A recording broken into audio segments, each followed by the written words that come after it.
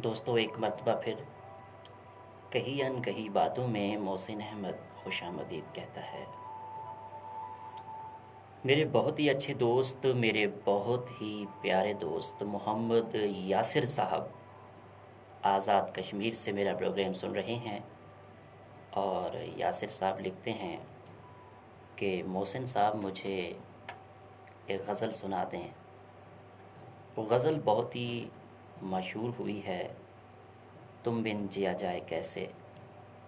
तो मोहम्मद यासिर साहब, मैं आपको ये गज़ल सुनाता हूँ, ज़रा तवज्जो से सुनिएगा।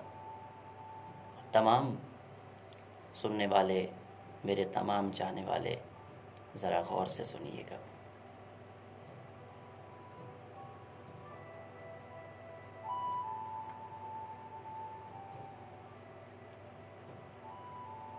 तुम बिन जिया जाए कैसे, कैसे जिया जाए तुम बिन। तुम बिन जिया जाए कैसे, कैसे जिया जाए तुम बिन। सदियों से लंबी हैं रातें, सदियों से लंबे हुए दिन। आ जाओ लौट कर तुम, ये दिल कह रहा है।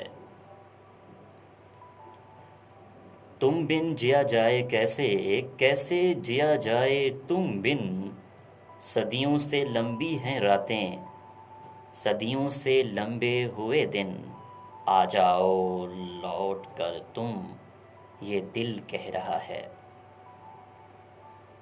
फिर शामें तन्हाई जागी, फिर तुम याद आ रहे हो।